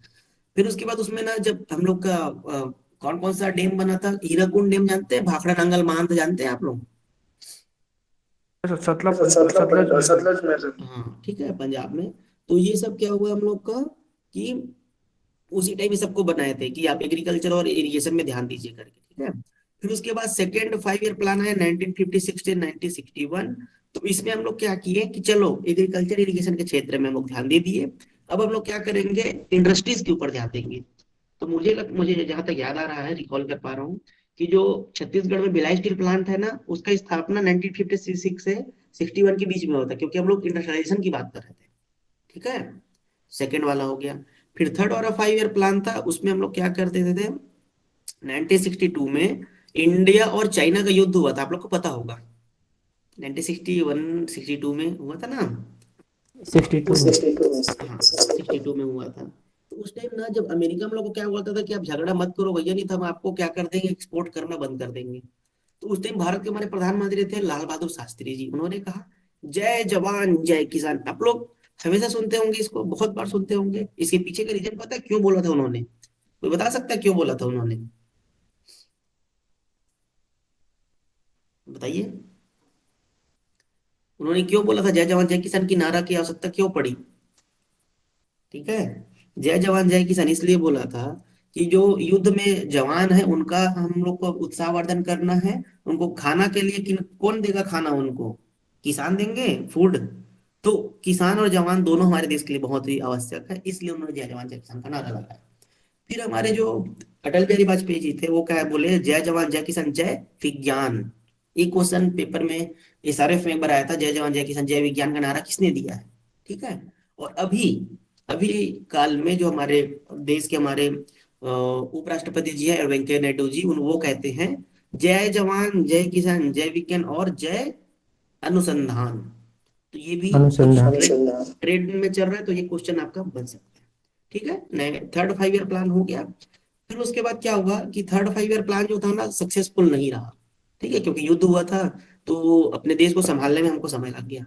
फिर फोर्थ 5 ईयर प्लान है 1969 से 74। ठीक है, तो इसमें हम विकास की बात करने लगे। 1974 में आपको पता है कृषि विज्ञान केंद्र मतलब थोड़ा स्टेबल हो रहा था। 1971 का इंडिया और पाकिस्तान का युद्ध हुआ था, बांग्लादेश वाले एक साथ। तो वो भी सॉर्ट आउट कर दिया हम लोगों ने, अब हमारे पास कोई प्रॉब्लम नहीं है झगड़ा करने का। ठीक है, 1970 तक हम लोग युद्ध ही कर रहे थे कि नहीं? चाइना के साथ किए, फिर पाकिस्तान के साथ किए, यही सब चल रहा था। ठीक है, ये हो गया। अब 1974 में अच्छे से सरकार बन गई, 1974 से 79। तो इसमें हमने कहा रिमूवल ऑफ पॉवर्टी, गरीबी हटाओ। ठीक है, उस टाइम कौन थी प्रधानमंत्री? इंदिरा गांधी जी प्रधानमंत्री थी, तो उन्होंने रिमूवल ऑफ पॉवर्टी का नारा दिया। ठीक है, समझ गए इस चीज को? Yes sir. गरीबी बहुत ज्यादा थी, तो उसको हटाने की बात की। फिर 1980 से 1985 की जब बात करेंगे, तो उस टाइम जनसंख्या बहुत ज्यादा था हमारे देश का। ठीक है, तो उस टाइम हम लोग क्या किया, 80 से 85 जब इंदिरा गांधी जी 1984 में तो उनका डेथ हो गया था, तो हमारे कौन आए थे, राजीव गांधी जी आए थे प्रधानमंत्री। उन्होंने कहा कि फैमिली प्लानिंग करते हैं, परिवार नियोजन, हम दो हमारे दो। ये नारा उसी टाइम का है, ट्रक के पीछे आप लोग देख सकते हैं, छोटा परिवार सुखी परिवार। ठीक है, तो ये है आप लोगों का क्या प्रोग्राम कैसे चला। 1980 हो गए। अब 85 से 90 के बीच में सूचना क्रांति का बात हुआ हम लोगों का। ठीक है, सूचना क्रांति के जनक किनको माना जाता है हमारे देश में? राजीव गांधी जी को माना जाता है। ठीक है, क्योंकि विदेश से पढ़ करके आए हुए थे, तो सूचना क्रांति लेकर के आए वो। ठीक है, फिर उसके बाद मॉडर्नाइजेशन की बात करने लग गए हम लोग, सोशल जस्टिस की। अब फिर चलो खाना भी दे दिए, फैमिली प्लानिंग कर दिए, सब कर दिए। अब भाई झगड़ा तो होगा ना, सोशल जस्टिस की बात करेंगे ना, सामाजिक न्याय की बात करेंगे। ठीक है, 1990 तक ये किया। फिर 1990 में क्या हुआ, हर्षद मेहता जी आ गए, शेयर मार्केट वाले। वो पूरे इकोनॉमी को पूरा डुबा दिए, उसे डूब गया ना। शायद 15 दिन के लिए बस पैसा बचा था भारत देश को चलाने का, ऐसा कुछ था। उस टाइम कौन थे हमारे वित्त मंत्री? डॉक्टर मनमोहन सिंह जी। उन्होंने कहा कि हम लोग जो मार्केटिंग करते हैं वो इंडिया के अंदर में कर रहे हैं, बाहर के लोगों को भी बुलाओ तो मार्केट बढ़ेगा। तो 1992 में उन्होंने क्या कर दिया, ग्लोबलाइजेशन कर दिया, अपने इंडियन इकोनॉमी को क्या कर दिया, ओपन कर दिया। वर्ल्ड ट्रेड, 1992 में। हाँ हाँ, हम लोग का क्या था, वर्ल्ड ट्रेड ऑर्गेनाइजेशन जो होते हैं उसे साइन कर दिया हम लोगों ने, कि विश्व से ही हम लोग क्या करेंगे अपना वो करेंगे, विश्व भर से बिजनेस करेंगे, ठीक है। तो ये WTO के साथ हम लोग ने किया। फिर उसके बाद 1992 से 1997 तक वो चला। फिर 1997 से 2002 तक चला हम लोग का क्या, ग्रोथ विथ इक्वलिटी, इक्विटी मतलब सामाजिक न्याय की फिर हम लोग बात करने लग गए, जस्टिस की बात करने लग गए। तो ये हमारा क्या हो गया, 21वीं सदी में हम लोग क्या कर दिया, प्रवेश कर लिए सन 2002 तक। सर्व शिक्षा अभियान आप लोग जानते होंगे, सर्व शिक्षा अभियान जानते हैं ना। यस सर, उसमें सब एक पढ़े सब पेंसिल, बड़े। हाँ सब पढ़े सब बड़े, तो एक पेंसिल होता है, उसमें लड़की सामने में बैठी रहती है, लड़का पीछे में बैठा रहता है, ठीक है। इससे कि वो क्या मैसेज जाता है कि सबको इक्विटी के साथ पढ़ाई करना है, ठीक है। फिर उसके बाद 10th 5 ईयर प्लान बना 2002 से 2007, GDP को बढ़ाना, ये सब बात चलने लगा, ठीक है। NEIP प्रोजेक्ट आया। फिर उसके बाद 11th 5 ईयर प्लान बना 2007 से 2012 तक, ठीक है। प्रधानमंत्री थे हमारे मनमोहन सिंह जी। फिर से 12th 5 ईयर प्लान आया, फास्टर ग्रोथ करने का हम लोग का प्लान किए थे। फिर उसके बाद ज्यादातर जो 5 ईयर प्लान था वो फेल होता था, क्योंकि हम लोग क्या करते थे कि अपना जो GDP है या फिर ग्रोथ है उसको ना ज्यादा बढ़ाएंगे सोचते थे, ठीक है। मतलब जैसे 5.5 हम लोग ने सोच लिया कि ये हम इतना ग्रोथ करेंगे आगामी 5 साल में, ठीक है। लेकिन कर नहीं पाते थे ना। तो बोल के आप करोगे, जैसे आपने कमिट कर दिया कि मैं अगले साल फर्स्ट रैंक लाऊंगा, आप नहीं लाए तो बेइज्जती होगी, होगी कि नहीं। Yes sir. तो भारत देश में ये होता था कि हम लोग 5 ईयर प्लान बना लेते थे, फिर उसके बाद उसको ना पूर्ण नहीं कर पाते थे, तो इंटरनेशनल मार्केट में हमारा क्या होता था, बेइज्जती हो जाता था कि भाई तुम क्षमता ज्यादा डिसाइड कर लिए हो, कर नहीं पा रहे हो। तो इसमें से ना 75% जो 5 ईयर प्लान था ना वो फेल हो रहा था। क्यों हो रहा था, क्योंकि केंद्र में दूसरी सरकार थी और राज्य में दूसरा सरकार था, ठीक है। इसलिए फेल होता था, क्योंकि वो ध्यान नहीं देते थे, वो भारत देश समझे, ठीक है। होता है कि नहीं अभी। फिर उसके बाद मोदी जी जब आए ना, तो 2014 में, तो 2015 में उन्होंने चालू कर दिया, इसको हटा करके उसका नाम कर दिए नीति, NITI, नीति आयोग। अब नीति है तो ये इसका फुल फॉर्म होगा। तो नेट में आप लोग को मैं बता रहा हूँ, एक क्वेश्चन मेरे पास आया था, national institution for transforming India, ठीक है। ऑप्शन में क्या था, national institute for transforming India.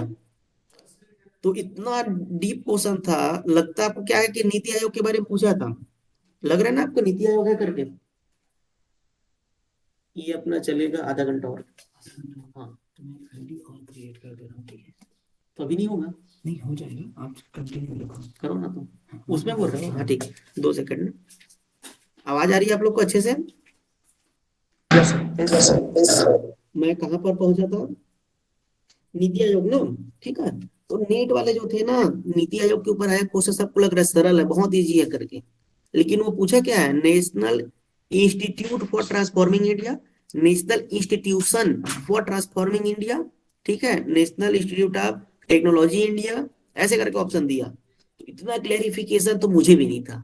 फिर भी मैंने उसको देखा, फिर इंस्टीट्यूट तो नहीं है ये, क्योंकि इंस्टीट्यूट अलग होता है, इंस्टीट्यूशन, ठीक है। तो तब मैंने इसको लगाया। तो वहां पर मेरा क्या काम आया, मेरा जो एक्सपीरियंस था वो काम आया। नहीं तो फिर ये क्वेश्चन छोड़ देता मैं, ठीक है। तो इतना टफ आता है मतलब इसका पेपर, नेट का। अब समझे, आपको क्या लगेगा कि अरे यार नीति आयोग के बारे में पूछा था, लग रहा है ना सरल, यस लेकिन सर। ऑप्शन ऑप्शन खतरनाक है, ठीक है।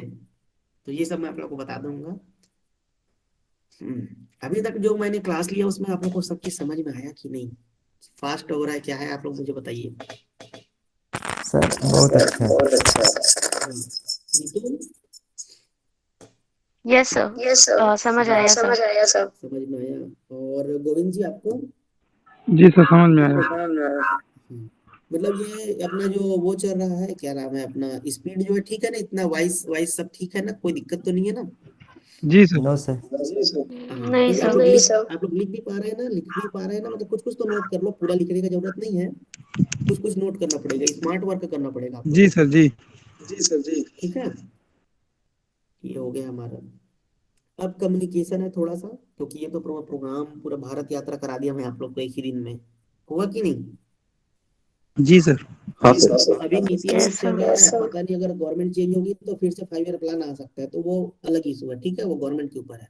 तो अभी नीति आयोग चल रहा है, ठीक है। उसमें सभी स्टेट के जितने प्रधान मुख्यमंत्री होते हैं ना, उनको वो बना दिए हैं मेंबर। उससे उन लोग क्या करते हैं, सब लोग एक मतलब एक वो दिया जाता है उनको, एम गोल दिया जाता है, उसको फुलफिल कर रहे हैं, तो अच्छा चल रहा है, ठीक है। टाइप ऑफ कम्युनिकेशन आते हैं। कम्युनिकेशन से आप लोग क्या समझते हैं? जेपी लिगन्स जी ने कहा है, उसको बताइए मेरे को। जेपी लिगन्स जी ने जो डेफिनेशन दी आप लोग को याद है? जेपी लिगन्स के द्वारा आप लोग को याद है क्या इनका जो क्या बोलते हैं डेफिनेशन दिया हुआ है, तो एक्सटेंशन में आ जाता है। जेपी लिगन्स के द्वारा कौन सा कोट दिया गया है? जेपी लिगन्स जी ने कहा है, टू और मोर पीपल, टू और more people sharing their idea feeling fact.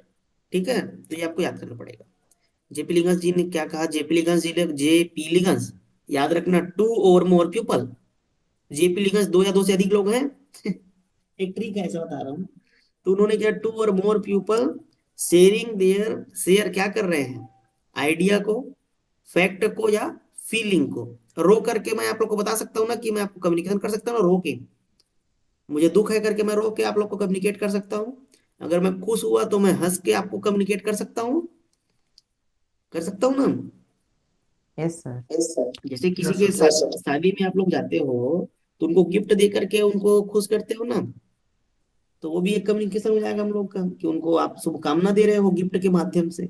ठीक है, तो आप लोग को मैं बता देता हूँ पहले ही, 40% जो कम्युनिकेशन होता है वो नॉन वर्बल होता है, आपका बॉडी लैंग्वेज के साथ ही हो जाता है।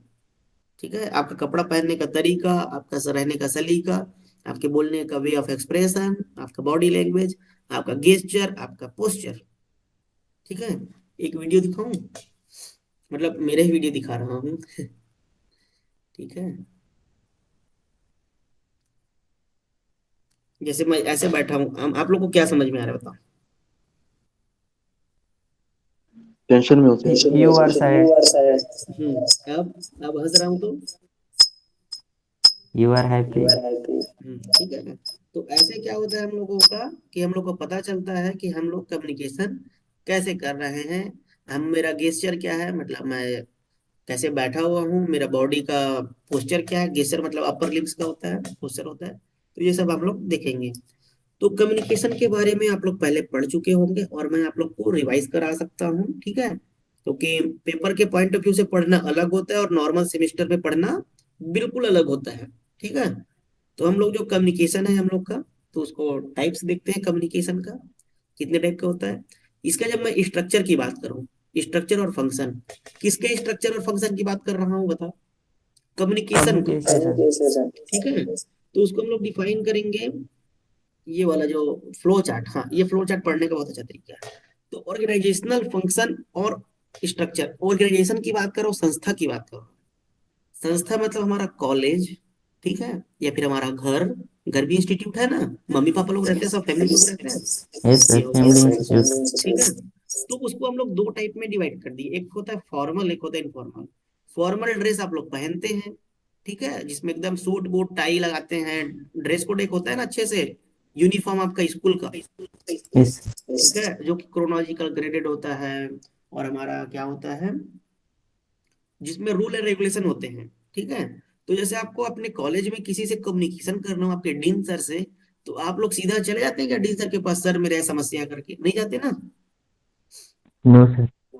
एक फॉर्मल वे पे हम लोग करते हैं कि हम अपने एकेडमिक इंचार्ज को बताएंगे, फिर वो हमको बताएंगे, ऐसे करके पत्राचार के माध्यम से, ब्लैक एंड मतलब ब्लैक एंड व्हाइट जो पेपर होता है उसमें लिख करके एप्लीकेशन के माध्यम से, वो एक हमारा फॉर्मल कम्युनिकेशन हो गया।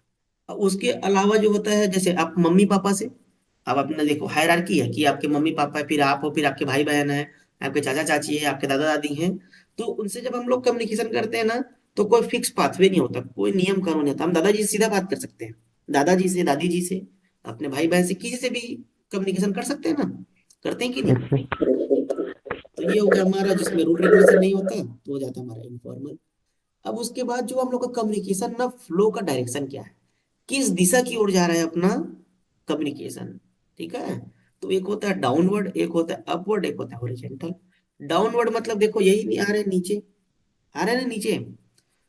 तो यस जब मैं सर। कॉलेज की बात करूंगा, तो कॉलेज में आपके एग्जाम होता है, तो डीआई सर जो होते हैं वो आप लोग को सर्कुलेशन भेजते हैं ना, कि आपका एग्जाम इस दिन से है, आपका असाइनमेंट ये इस दिन जमा करना है, तो डाउनवर्ड हो गया। ठीक है, फिर होता है अपवर्ड। अब आपको भी तो सर लोग से कम्युनिकेशन करना पड़ेगा ना, सर कि मेरा सीजीपीएससी का एग्जाम है, आप इस एग्जाम के डेट को चेंज करिए, करवाते हैं कि नहीं आप लोग? होता है ना, या फिर कुछ उनको फीडबैक देंगे, या फिर कुछ रिपोर्ट जमा करेंगे, कुछ तो करेंगे ना। इंस्ट्रक्शन जैसे वो लोग दिए कि हेम प्रकाश आप एनुअल रिपोर्ट बना के लाओ मार्च 31 तक। फिर मैं बोलूंगा सर मेरे पास समय नहीं है ऐसे करके। तो उन्होंने जो इंस्ट्रक्शन दिया वो डाउनवर्ड हो गया, और मैंने जो उनको दिया वो क्या हो गया, अपवर्ड हो अपवर्ड। गया। अब चलो, ये तो ठीक हो गया। ये तो ऊपर नीचे से हम लोग बात कर लिए, अपने भाई भाई से, माता पिता से, ठीक है। अब मेरे दोस्त यार हैं, उनसे मेरे कम्युनिकेशन करना है सिमिलर लोगों से, तब मैं क्या करूंगा, हॉरिजॉन्टल। आप समझे? Yes sir. ठीक है। मतलब मेरे जैसे डिपार्टमेंट के हेड होते हैं ना, एचओडी, जैसे मुख्यमंत्री मुख्यमंत्री के बीच में मीटिंग करा दिया तो क्या हो गया, हॉरिजॉन्टल हो जाता है ना। हॉरिजॉन्टल। अब उसमें लेटरल वेटरल बहुत सारा आता है, वो बाद में हम लोग डिस्कस करेंगे, अभी तो हम लोग एक ओवरऑल व्यू देख रहे हैं, ठीक है। अब उसके बाद वे ऑफ एक्सप्रेशन, आप कम्युनिकेशन को कैसे वे एक्सप्रेस करते हैं। जैसे मैं आप लोग को अभी किस माध्यम से कर रहा हूँ, वर्बल भी है, रिटन भी है, दोनों कर रहा हूँ ना। वर्बल मतलब मैं बोल करके कर रहा हूँ, और फिर रिटन रिटिन है क्या, मतलब पीपीटी। मैं इसे लिख करके जैसे करूंगा, जैसे ठीक है मैं टाइप करके कुछ करूंगा, ठीक है, तो क्या हो जाएगा, रिटन के माध्यम से रिटेन। करूंगा। फिर उसके बाद नॉन वर्बल बॉडी लैंग्वेज की बात करूंगा मैं। इससे पहले जैसे आप लोग को बिना बात किए कर रहा था मैं, जैसे डीफ एंड डम्ब जो होते हैं ना लोग, मतलब जो चिल्ड्रंस होते हैं, पीडब्ल्यूबीडी, तो उनके बीच में नॉन वर्बल कम्युनिकेशन होता है, ठीक है, साइन बोर्ड के माध्यम से। अब दिन भर तो मैं हर चौराहे में आप लोग को खड़े तो नहीं कर दूंगा, मतलब आदमी कि लेफ्ट मुड़ना राइट मुड़ना है, उसके लिए मैं साइन बोर्ड लगाऊंगा आप लोग के लिए, यस सर। ठीक है। तो साइन बोर्ड लगा रहता है ना कम्युनिकेशन के लिए, नॉन वर्बल, ठीक है। आप लोग से एक मैं सवाल पूछूं। Yes sir. आ, जैसे आपको दिल्ली से मुंबई जाना है, विशाल जी, आप माइक आपका इको क्यों कर रहे हैं, ठीक है। तो दिल्ली से मुंबई जाना है तो कितने सिग्नल पड़ेंगे आपको, ट्रेन से जाएंगे तो, बताइए। कई सारे सिग्नल सर। आपका चलो आंसर आ गया, बाकी लोगों का सब लोग बताएंगे आंसर। मैं कुछ चेक करना चाह रहा हूँ इस चीज से, बताओ। बाकी लोग बताओ ना, दिल्ली से मुंबई जाना है मेरे को ट्रेन से तो कितने सिग्नल पड़ेंगे। सर ट्रेन के रूट में सिग्नल्स कहाँ? ट्रेन के रूट में सिग्नल, बिना सिग्नल के कैसे चलोगे जी आप जी, ट्रेन एक्सीडेंट हो जाएगा वैसे तो। बाकी लोग जल्दी बताओ, राजेश। रेड ग्रीन और येलो, यही तीन सिग्नल। अरे वेरी गुड गोविंद, मतलब आपको आंसर पता है, वेरी गुड, ठीक है। इन्होंने देखो आंसर बता दिया कि तीन ही सिग्नल, तो तीन होते हैं ना। आप लोग तो जैसे विशाल जी आप क्या कर रहे थे, उसमें जो खंभे लगे होते हैं उसको गिन रहे थे, आप बहुत सारे सिग्नल आएंगे। यस तो सर। यही फर्क है क्वेश्चन पूछने वाला का जो मन है ना, नहीं उसके आंसर वो भी हो सकता है, कोई दिक्कत नहीं है। कि आप कितने खंबे हैं उसके पर्सपेक्टिव में मैं पूछ सकता हूँ, कितने पोल लगे हुए थे, कितने सिग्नल थे। लेकिन जो पूछने वाला है उसके ऊपर डिसाइड रहेगा ना कि वो क्या पूछना चाहे, उसको आंसर क्या चाहिए। तो इसलिए आपको क्या करना है, ऑप्शन में पहले ध्यान देना है। आप लोग मेरे से पूछते ना कि सर ऑप्शन क्या है करके, तो मैं आप लोग को बताता, तीन ऑप्शन दे देता। तो आप लोग क्या किए, इसमें क्वेश्चन को अच्छे से पढ़े ही नहीं, समझे ही नहीं, आंसर दे दिए। कई लोगों ने तो अरे यार ऐसा टफ क्वेश्चन कितना याद करना पड़ेगा करके आप लोग आंसर ही दिए, छोड़ दिए ना आप लोग एक नंबर अभी, कैसे। तो इसलिए आपको बी अवेयर एकदम, मतलब हमेशा अवेयर रहना है। बस एक साल रहो, एक बार नेट निकल गया, उसके बाद फिर आसमान में घूमो, कोई दिक्कत नहीं है, ठीक है, इधर उधर घूमो, कोई दिक्कत नहीं। एक बार पहले अपना वो कर लो, क्योंकि ये आप लोग का पहला अटेम्प्ट ही बहुत अच्छा अटेम्प्ट होता है, ठीक है। सेकंड में फिर आपका दिमाग इधर उधर डाइवर्ट होने लग जाएगा, फर्स्ट में ही आप लोग निकाल लो तो ज्यादा अच्छा रहेगा, ठीक है। ये हो गया हम लोग का कम्युनिकेशन।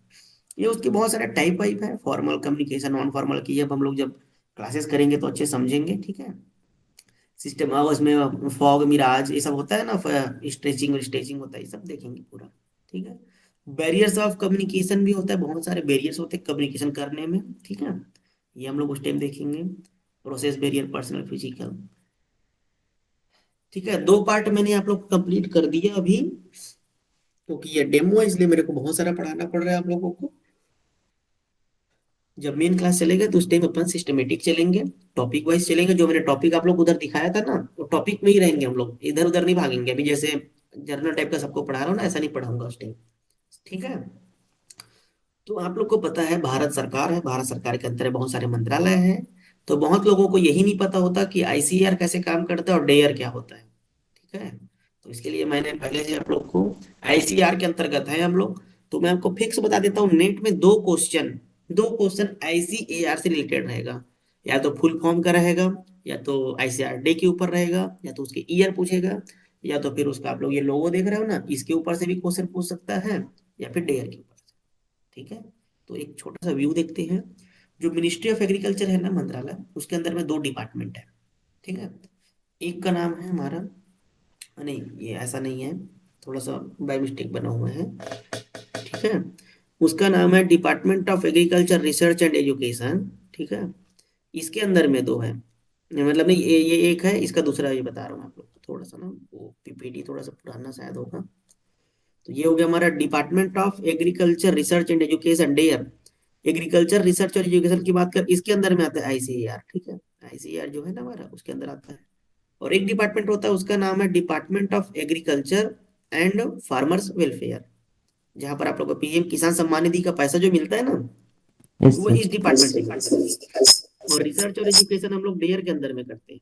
ठीक है, और इधर हमारा डिपार्टमेंट है जो कि सोइल हेल्थ कार्ड वार्ड से जो बनता है ना, वो सब वो देखते हैं। जितने प्रोग्राम प्रोजेक्ट चल रहे हैं ना, किसान विभाग, कृषि विभाग, किसानों के लिए उसमें करते हैं, और रिसर्च एजुकेशन इसमें करते हैं। ठीक है, तो जो आईसीआर है, इसका आपको याद रखना है कि इसका क्या है, लोगों में हर कदम हर डगर किसानों का हम सफर। और इसका ये मोटो क्या है, agri search with human touch. ठीक है, आईसीआर के लोगों में किसका फोटो है, वीट का है वीट कि बारले का है, वीट सर। वीट है सर। वीट का है। तो ये आपको याद रखना है। तो ये department of agriculture research and education 1973 में बना था, उसके अंदर में आईसीआर आता है। ठीक है, इसको जब हम लोग अच्छे से डिस्कस करेंगे तो मैं आपको अच्छे से बताऊंगा। फिर ये आईसीआर के बारे में थोड़ा सा वो है, क्या नाम है आपका, हिस्ट्री है।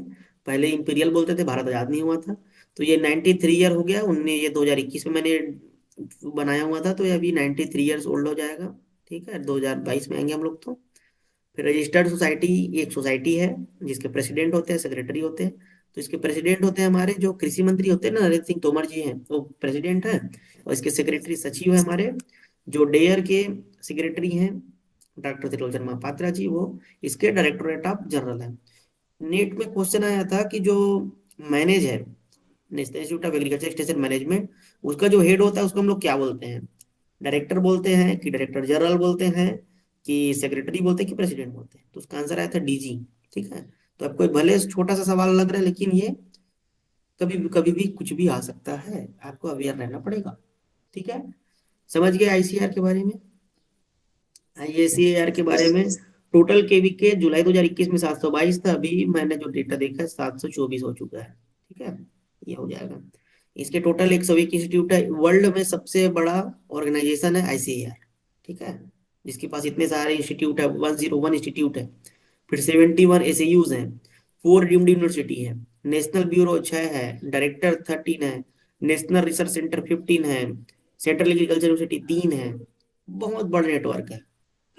आप लोग को बधाई के पात्र हो कि आप लोग आईसीआर के अंडर आते हो आप। ठीक है, और इतना बड़ा, यस इतना स्कोप है, देखो ना। अगर आप लोग देखोगे, एक इंस्टीट्यूट में इतने सारे जॉब है ना, स्टेट एग्रीकल्चर यूनिवर्सिटी में, डीम्ड यूनिवर्सिटी में इतने सारे जॉब है, इतना बड़ा स्कोप है एग्रीकल्चर में अभी भी। ठीक है, स्कोप होता किसी में नहीं है बच्चों, बनाया जाता है। ठीक है, स्कोप आपको खुद बनाना पड़ेगा। ये उसके कुछ कुछ इंपॉर्टेंट इंस्टीट्यूट है, तो इसको हम लोग दो दो करके ना डेली देखते जाएंगे ना, तो आपको याद होते जाएगा। एक दिन में आपको मैं लिस्ट दे दूं, देखो ना अभी 15, बहुत सारा लिस्ट मैंने दे दिया है। आपको इसको रट्टा मारते रहोगे, पेपर में जाके भूल जाओगे। रट्टा मारने वाला काम बिल्कुल नहीं करना है, उसको मैं आपको सिस्टम से समझाऊंगा। एक दिन मैं आप लोग को पढ़ाऊंगा वो, क्या था, भारत का एग्रोक्लाइमेटिक जोन, इंडिया का। एक दिन पढ़ाऊंगा सोइल। तो सोइल और एग्रोक्लाइमेटिक जोन को पढ़ेंगे ना, तो आपको पता चल जाएगा कि कौन सा इंस्टीट्यूट कहाँ पर हो सकता है।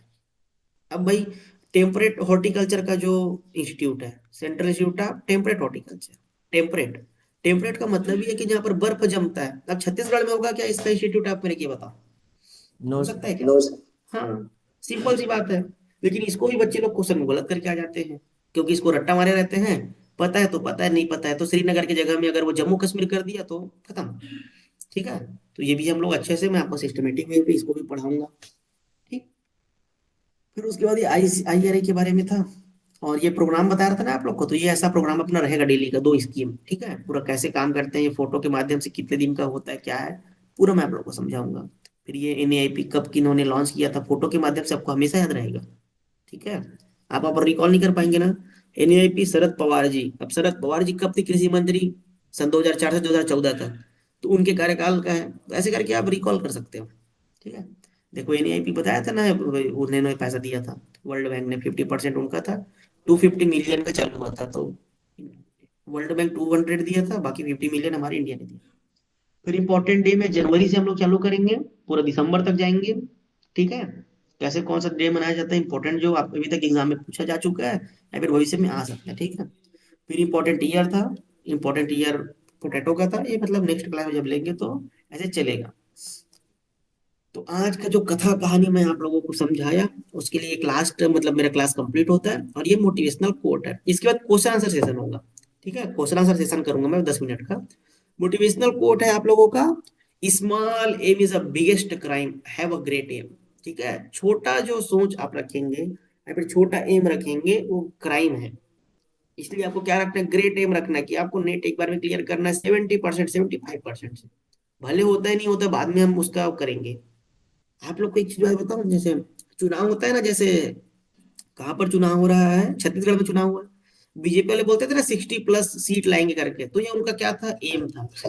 भले आया नहीं आया, 15 सीट पाए वो अलग बात है, लेकिन ग्रेट एम रखना है, ठीक है। आपको ग्रेट एम रखना है बड़ा सा। समझ गए इस बात को। Yes sir. तो आप लोग मेरे से, ये मेरा अकाउंट है गूगल, मतलब इंस्टाग्राम, फेसबुक, ट्विटर, लिंक्डइन, इससे आप लोग मेरे से कनेक्ट कर सकते हैं। ये मैं आप लोग को PPT अभी आप लोग को ग्रुप में शेयर कर दूंगा, ठीक है। Thank you sir. We can't solve the fourth generation problem by the third generation solutions coming from the second generation system with the first generation research framework, ठीक है।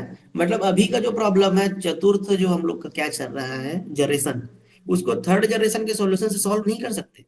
और थर्ड जनरेशन का जो सॉल्यूशन है वो कहाँ से आया है, सेकंड जनरेशन से, और वो बना कहाँ से, फर्स्ट जनरेशन से। तो इसलिए आप लोग को कुछ नया करना पड़ेगा, इनोवेशन करना पड़ेगा। इनोवेशन का जमाना है, एंटरप्रेन्योर का जमाना है, जो भी आप कर सकते हैं सब चीज अचीव कर सकते हैं।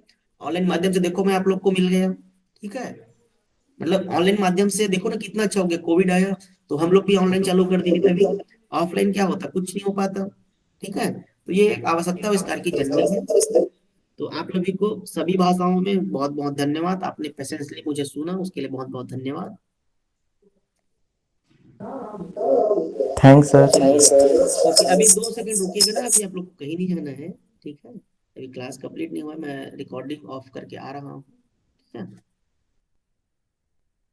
2 मिनट रुकिएगा ना, अभी क्वेश्चन आंसर सेशन करेंगे। Yes sir.